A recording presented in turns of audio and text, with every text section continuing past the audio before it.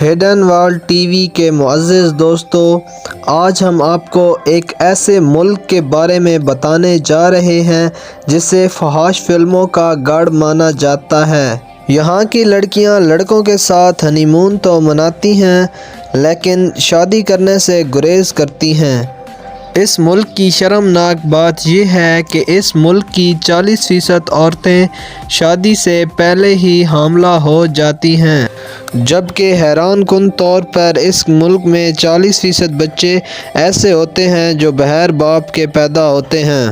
جی ہاں، آج ہم نے جس ملک کو موضوع کے لیے چنا ہے وہ ناروے ہے۔ اس ملک میں ایسے شرمناک کام کیے جاتے ہیں جو انسانی عقل سے باہر ہیں، جن کو جان کر آپ یقیناً چونک جائیں گے۔ آپ کو یہ جان کر حیرانگی ہوگی کہ اس ملک میں اس قدر زیادہ پورن مووی بنائی جاتی ہیں کہ یہاں موجودہ وقت میں 5000 پورن ویب سائٹس کام کر رہی ہیں جو پوری دنیا میں دیکھی جاتی ہیں، اور یہ ملک ان ویب سائٹ سے سالانہ $10 بلین کماتا ہے۔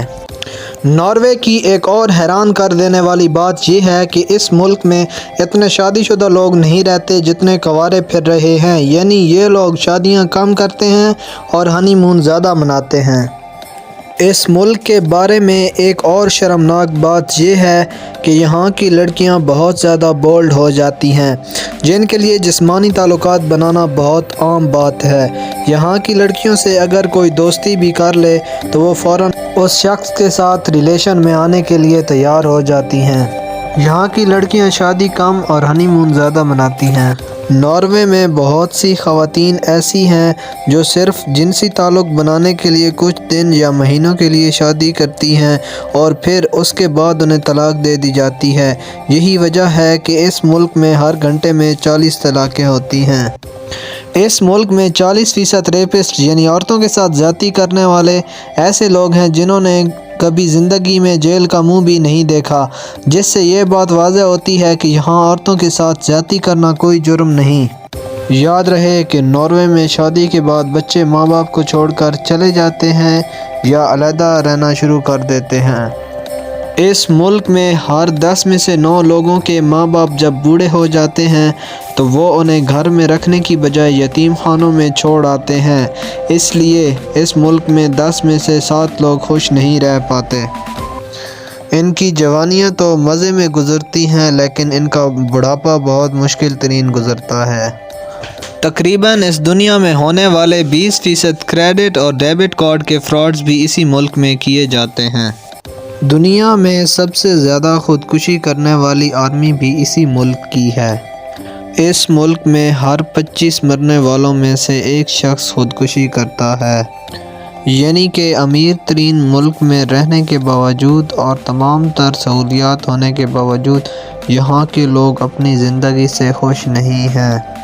ناروے ایک ایسا ملک ہے جہاں ہر گھنٹے میں ایک شخص ڈرائیونگ کے دوران نشے کی وجہ سے مر جاتا ہے۔ اس کے علاوہ رپورٹ کے مطابق ناروے میں ایک حیران کن فیکٹ سامنے آیا ہے، جس کے مطابق 7% ایسے باشندے ہیں جو اپنی زندگی میں ایک بار بھی نہیں نہاتے۔ اس کے علاوہ ناروے میں ہر 3 میں سے ایک شخص اوور ویٹ ہوتا ہے۔ ناروے اور یورپ کے کئی ممالک میں ایک ایسا لا ہے جس میں چھوٹے بچوں کو کافی ایسے حقوق مل جاتے ہیں جو دوسرے ملکوں میں نہیں دیے جاتے۔ ان حقوق میں سے ایک حق یہ بھی ہے کہ ایک لڑکا اور لڑکی 21 سال تک اسموکنگ کر سکتے ہیں اور وہ شراب بھی پی سکتے ہیں، لیکن وہ ان چیزوں کو خود خرید نہیں سکتے۔ ناروے سور کے گوشت کی برآمدات میں سر فہرست ہے۔ یہ 29 بلین سور سال کے پیدا کرتا ہے، جو اس کی آبادی سے بھی 5 گنا زیادہ ہیں۔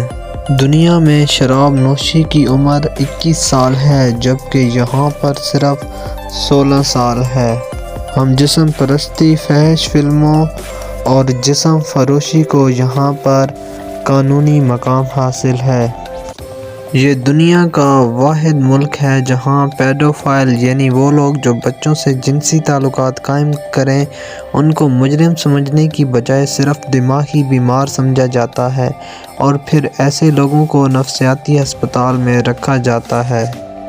معزز ناظرین، ہر ملک کی طرح اس ملک میں بھی برے کاموں کے ساتھ ساتھ اچھے کام بھی کیے جاتے ہیں جن کا ذکر کرنا بے حد ضروری ہے۔ یہاں سائیکلوں کا رواج ہے، گویا ہر شخص ہی سائیکل چلا رہا ہے۔ یہ لوگ سائیکل کی گھنٹی کسی کو متوجہ کرنے یا راستے سے ہٹانے کے لیے نہیں بجاتے بلکہ ذہنی سکون کے لیے بجاتے ہیں۔ ہر طرف سے بجنے والی گھنٹیوں سے جو سماع پیدا ہوتا ہے ان لوگوں کو اس سے ذہنی سکون ملتا ہے۔ اس ملک کو سائیکلوں کا دارالحکومت کہا جائے تو برا نہ ہوگا۔